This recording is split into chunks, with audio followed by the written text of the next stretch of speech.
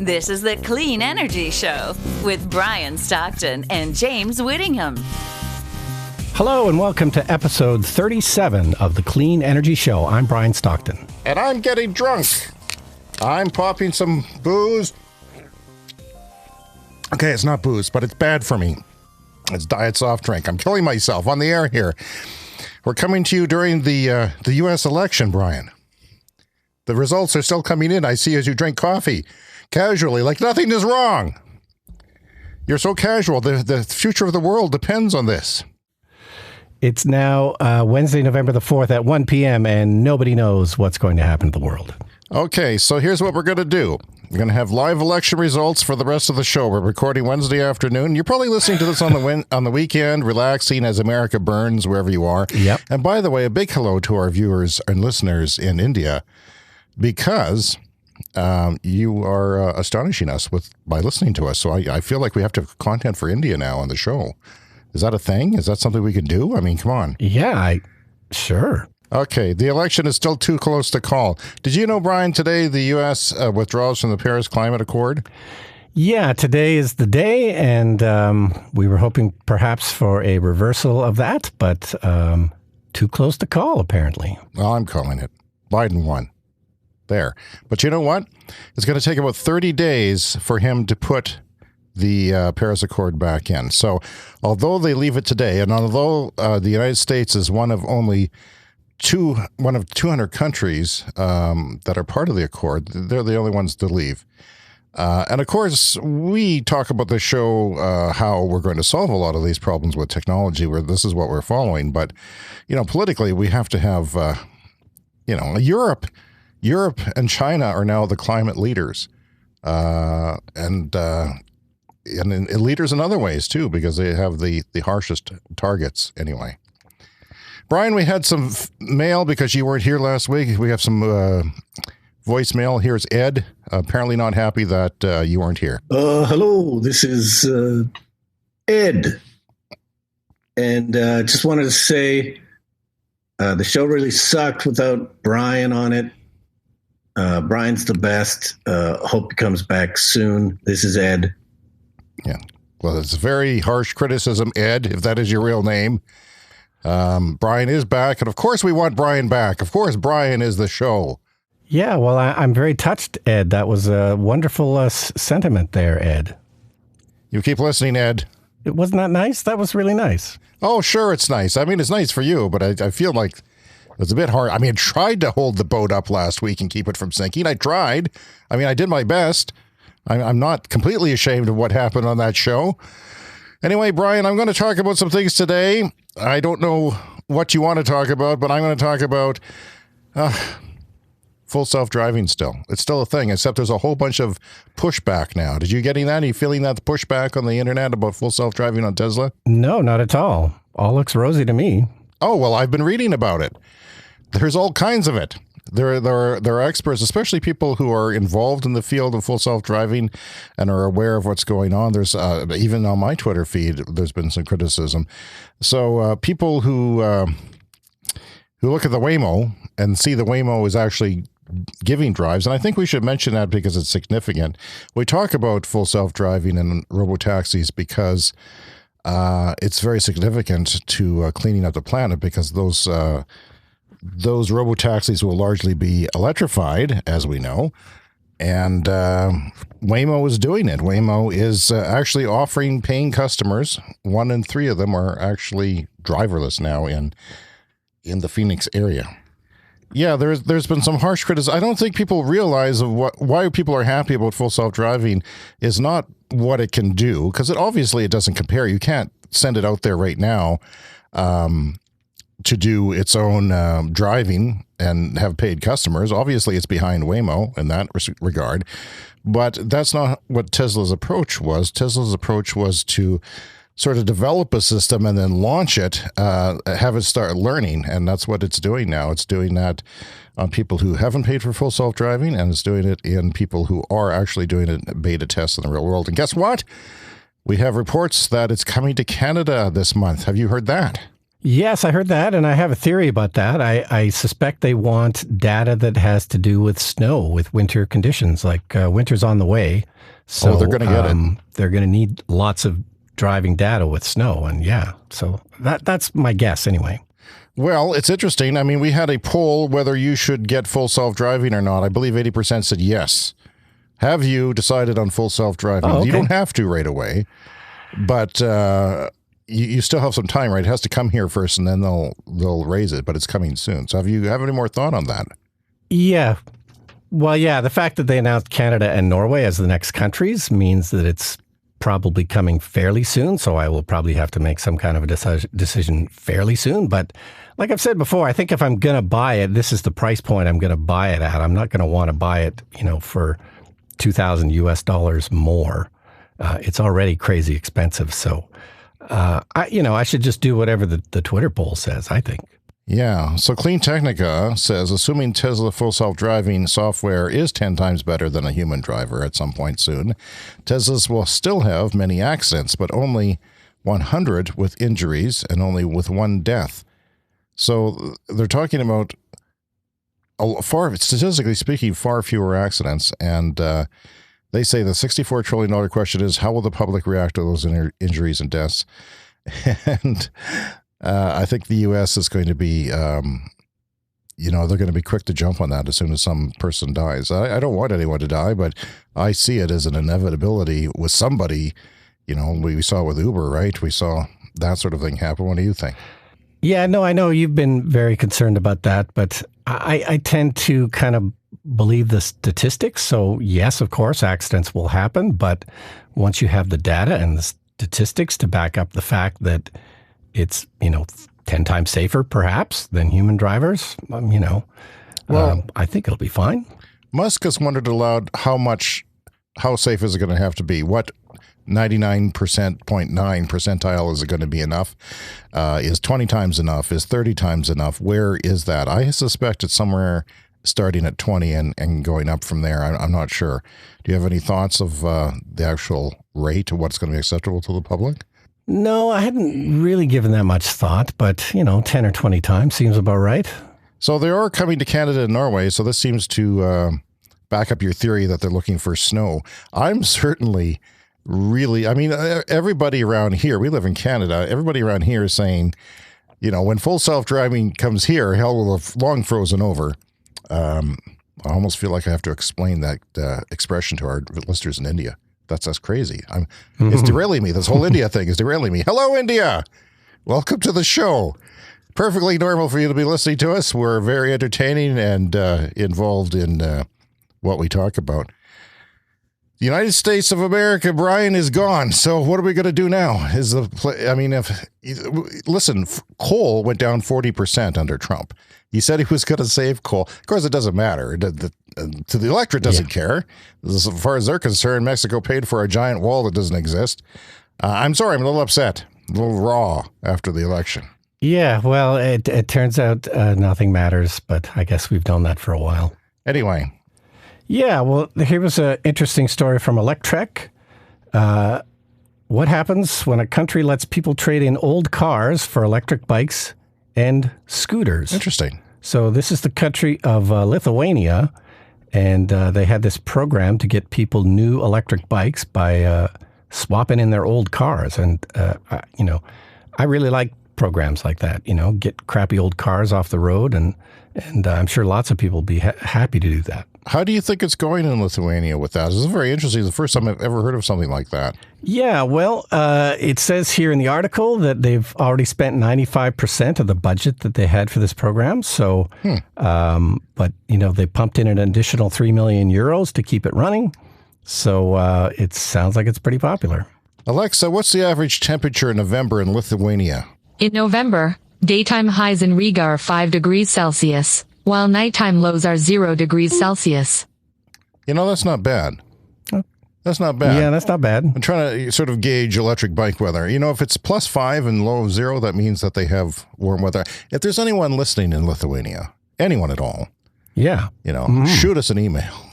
For God's sake, we'd love to hear from you. And then we could have a Lithuanian correspondent to see how this is going. I'm wondering if, we don't know anything about Lithuania too much, and if there's a fleet of older cars that are running there and you take them off the street, assumably if you're swapping a car in for an electric bike, it's not worth too much, but, $2,000. So if there's a large fleet of older cars, as there is in some countries, not so much ours, but yeah, that's interesting. I know Edmonton has a program too for rebates on electric bikes, which I find wonderful. A lot of people find wonderful. Yeah. You don't see that too often, especially in the oil capital of Canada. So yeah, no, I was talking about the full self-driving feedback, and we got some feedback on on various platforms that we're on. We're on YouTube. Be sure to subscribe to our YouTube channel if you're out there. And the person said, I saw this new YouTube, this Twitter nonsense, this sort of backlash on Twitter against full self-driving. I do not think that they're able to appreciate the technology either fundamentally or globally. I mean, anybody with a bit of experience in IT or tech should be able to understand the differences between full self-driving beta and Waymo. Although they're very against Waymo. People are taking sides on this, Brian. Sides. Waymo is nonsense. But isn't it cool that your car, Brian Stockton, could be a flick of a switch and become full self-driving? That's the difference. The Waymo cars are very, very expensive and have big things on top floating around with radar. But your car, you're just a consumer. You're an average guy. You're an average guy, Brian Stockton. I'm an average person. At best. Yeah. And you could just have full self-driving. I'm going to have to pay for the update, I think, just so that we have something to talk about on the podcast. But the thing I was most impressed with in terms of like the videos that are coming out on YouTube is that there's already been 2 or 3 updates, and it's already improving from the first one that came out a couple of weeks ago. It's moving very fast. Yes, and that is a huge deal because 48 hours after it came out, and if you don't get what's going on, and by the way, Elon said these updates are going to come 10 days, roughly. 5 to 10 days 5 to 10 between days. updates. Yep. That's amazing. And so your learning car. These people, two-thirds of their problems were erased with one update 24 hours after they got it. So whatever your opinion you had on full self-driving, if they had a problem with a corner, well, that was fed. Gigabytes were uploaded to Tesla from your home Wi-Fi in the parking lot or wherever you were parked near the Wi-Fi, and it fixes it. AI fixes it. Not even humans fix it, right? Yeah, it seems to make sense. I mean, there's probably some human intervention at some point, but it's really just everything at this point is a labeling problem because the video cameras, they capture everything with sight and then they label it. And as long as they can label everything and label everything accurately, then the thing should work. So anytime there's an intervention, they just have to look at that spot, or the computer does, and figure out what was mislabeled. It seems simple, I guess. And then the rest takes care of itself. That's the amazing thing about it. So, Brian Stockton, personal question, is full self-driving your money bet for who's going to win the autonomy race? Yeah, I think so. I mean, I guess if I actually lay my money down, I am making something of a bet. But yeah, if you pay for it, you're making a bet that it's something that's going to be worth more in the future. Okay. Well, the co-host and listeners of the Clean Energy Show are anxiously listening and waiting to see if you jump on that full self-driving, because it's coming this month. So tune in next week, folks. We could have information about Brian's bank account going down. What's Tesla's stock? But it's an investment, James. It's an investment in the future. It's a hedge against inflation. It's a way to make my car go up in value in the future, right? Sure. Alexa, what is Tesla stock at right now? As of 1:57 p.m. Eastern, Tesla traded at $420.18 on the Nasdaq, down 0.88% since previous close. Yeah, well, there you go. 420. That's very appropriate. Very appropriate. Have you asked Alexa any election results? My kid did this morning. We'll see how it goes. Alexa, what's the latest U.S. election result? With 52 races still left to be called, Democrats have won 198 seats, while Republicans have won 185 seats. Okay, enough of that, Alexa. Too close to call. Too close to have an answer, you stupid machine. We're coming up with 3 years, Alexa. 3 years that I've had you, and you have not gotten smarter. You're the same. You're the same as it ever was. Anyway, Brian Stockton, we have a shorter show this week because you have to go on to other business. Let's look at what else we have this week. I found it interesting that they're looking at an international charger standard. Basically, the plug on the end of the charger this is for high-speed charging. Like mega for not pickup trucks. Well, it could be for pickup trucks, but for Teslas, for semis. Because lots of people are making semis, right? It's not just Tesla. Everybody else is making semis. I saw a thing today on mining trucks in Canada are converting to electric, like these big trucks. And so they're actually mining graphite for lithium batteries, and they're doing it relatively low emissions. So I thought that's great because Tesla is involved in that. So Tesla is actually cooperating in the international standard because they want to have the same standard as other people for trucking, which is interesting because maybe Tesla won't rely on their own supercharger network. Maybe they'll do it in conjunction with other people, or maybe other people will use their standard, and that'll be a profit thing for them.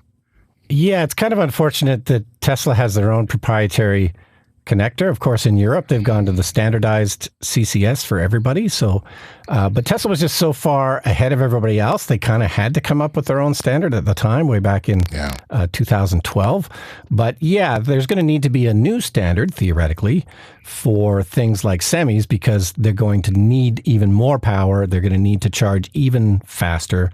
So yeah, so Tesla is apparently involved in the organization that's trying to set the standards, and I think they're perhaps proposing their own standard, and maybe other people are proposing standards. So yeah, it's good that everyone's getting together, and maybe there won't be different connectors for all these semis. So even that Tesla had their own standard, other people had their own standard too, right? I mean, there was a couple of other things that were competing. What's mine on the Leaf? Do you know? I think is that the J1772? So. Is that what that's called? Well, great names, by the way. Yeah, and that's a sort of a standard kind of thing. In Europe, I think Tesla's forced to have two connectors, the Tesla and the other one, the European common one. Yeah, they're now, I believe that the new cars are now all CCS, which is I believe the European Just CCS? Standard. In Europe? Yeah. The Teslas? I think so. Okay. Yeah, I think so. I mean, maybe they come with an adapter for some of the older, but yeah, the new Tesla cars, they have to be CCS. I wanted to talk about, the whole idea of an aggressive push to 100% renewable energy in anywhere. And there's a study out that if they actually did that in the United States, specifically the United States, that it would save Americans billions of dollars. So in other words, your electricity would be cheap, your transportation costs would be cheap, your home heating and cooling would be cheap, because that push to 100% would actually lower prices. That's what everyone, I know this is a complicated subject. That's why some people listen to our show, for better understanding. Good for you. But they like boring things.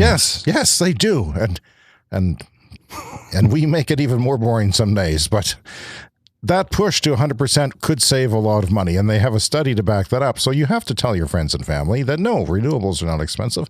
That is the common thing. The common misconception in society around the world, well, at least in less enlightened parts, are that electric cars are more expensive. They're not. They're getting cheaper. They're going to be a lot cheaper when the price tag, the sticker is lower than a combustion car, and the operational maintenance costs are even lower after that.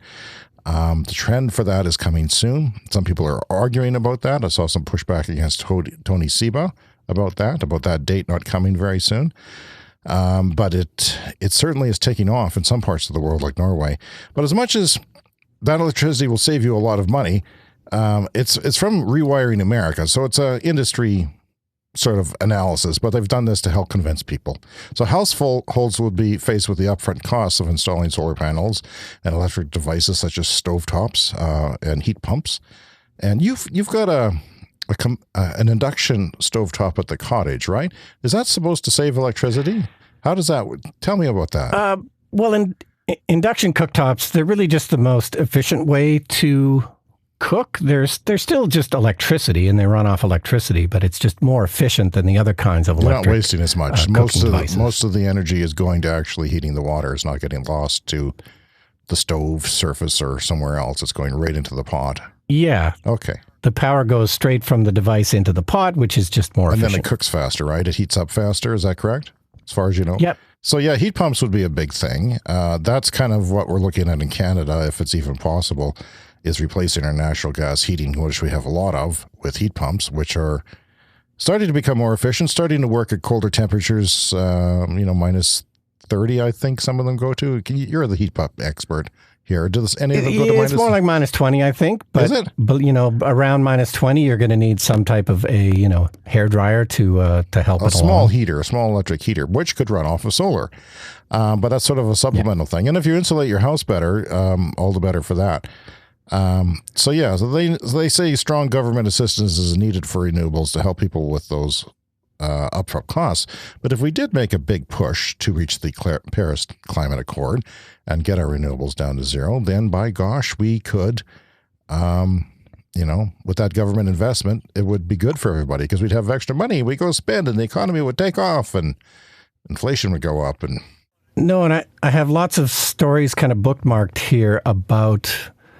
I don't know. It's just encouraging that people are even talking about this. Like there's one article here, Japan will pledge to reach net zero by 2050. It's not happening yet, but people are at least talking about it, that 100% renewable is absolutely possible. And you're correct. It will ultimately be cheaper, but it's more of the cost is really in the transfer of power, as it were. And so there are real costs in terms of people, losing their jobs in the oil and gas industry. But there will be gaining jobs in green technologies. So hopefully this just can be managed well so that, the human cost is kind of the thing that I'm worried about. Yeah. And the sort of upheaval of the way things are, that seems to be a concern in the States, according to the election results, which I have no new information on, by the way. So that's what we're working towards. What else are you looking at this week before we go? Well, I wanted to talk about, I was watching a video on the Now You Know channel, and they brought up this graph about fuel efficiency of cars over the last couple of decades. And I just wanted to mention this because it's kind of been driving me crazy, but I had a 1983 Datsun or Nissan 200SX that got really good gas mileage, like 40 miles per gallon on the highway approximately. And it always kind of bothered me, and I always wondered about how that hasn't really changed much. And, my Hyundai Veloster was a small fuel-efficient car that I just sold. It got about the same gas mileage as my 83 Datsun. And so sure enough, there are graphs and charts on the internet to back this up, how efficiency kind of peaked in the early 80s, and then it went down until the early 2000s, and then kind of started to creep up again. But yeah, the basic fuel economy of cars really hasn't changed much since the early 80s. And I was just pleased to kind of find a graph that pointed that out, because it was something that was always kind of driving me crazy. Okay, I have breaking U.S. Election news. Kanye West is leading or ahead in 6 states. Fantastic. I'm not sure what the information source, but I just did a quick check. Okay. Wow. That might be plays on Spotify, but go ahead. Okay. Biden hardly gets any plays on Spotify. It's very disappointing. Yeah, exactly. Yeah. Well, I was saying before that if Biden wins, the thinking is that EV rebates would come back, that they would extend the EV rebate, the national EV rebates in the United States to Tesla, which lost them because they sold too many cars, and some other people are losing them or will lose them. So that's one thing. I don't know if that's the most important thing in the world. I mean, there's some argument against that. I mean, what we should be doing is maybe putting pressure on automakers to make those cars rather than giving people discounts on them. What do you think? Yeah, well, I think ending subsidies for fossil fuels is kind of that's the bigger thing. It still seems like every time you hear a stat about it, there's still billions and billions or even hundreds of billions of dollars in subsidies going to oil and gas. So if you just got rid of those, then, clean energy and technology and transportation wouldn't need any help. But you would think that if they did that overnight, it'd be quite it's not, no one's going to do that, but it'd be quite a shock to the system. Yeah, again, it comes back to managing, these costs and expectations, and hopefully there's somebody in charge that will actually do that and manage it. Well, governments aren't reducing their subsidies to fossil fuels, but banks and investors are pulling out more and more every day, right? I mean, we hear that all the time. Yeah, investors are bailing out, like all the oil and gas stocks are headed on the way down. Right. Okay. Well, Brian, if you don't have anything else, I'm going to head on to the lightning round. Are you ready for the lightning round, sir? Let's do it. The lightning round is a fast-paced headline-feeding frenzy where I throw headlines at Brian and he responds, give me his comment. Because Brian studies all week researching all the latest clean energy news. And it's all I do. That's coming up. But we do have to say goodbye to our YouTube audience, Brian.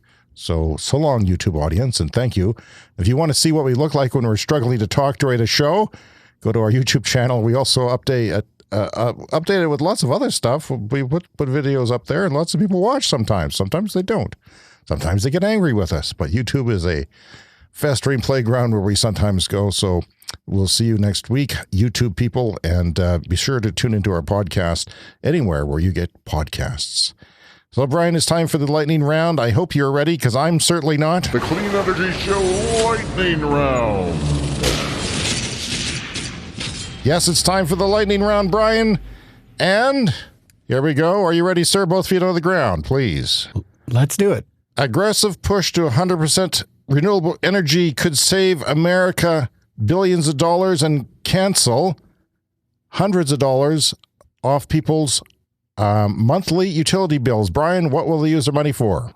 Alcohol? Alcohol. Yes, you are correct, sir. Alcohol is correct. Nice Excellent. work. Okay. SpaceX Starlink Internet seeks final approvals to serve Australia. Oh, I hadn't heard that. And they're coming to Canada. Have you heard that? People in Canada. We haven't heard, by the way, if you applied. You haven't heard, right? Yeah, no, I haven't heard. Let me ask you this. Yep. Would you pay $500 for the equipment to test it? Yeah, it's true. Those numbers are a little bit higher than I was hoping for. I was thinking of using it at a cottage property, and we're not there very often. So $500 US for the dish, and then $99 US for the service is it's a little too rich for my blood. So you got a new TV at the cottage, if I'm not mistaken, right? And I'm assuming it's got 4K. Yeah. You don't have any 4K? They all do now, pretty Does much. it stream at 4K?